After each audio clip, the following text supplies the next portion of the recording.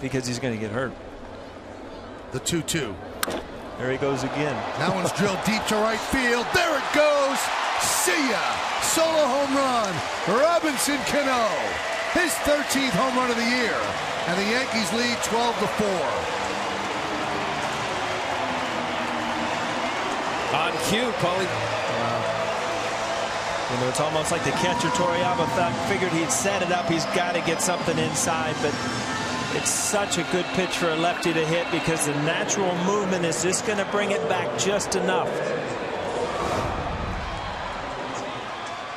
You see that ball just start to tail back over the middle of the plate, and it just becomes a great pitch to hit for a lefty. And really, the room for error there is very small, as Paul's saying. And you have a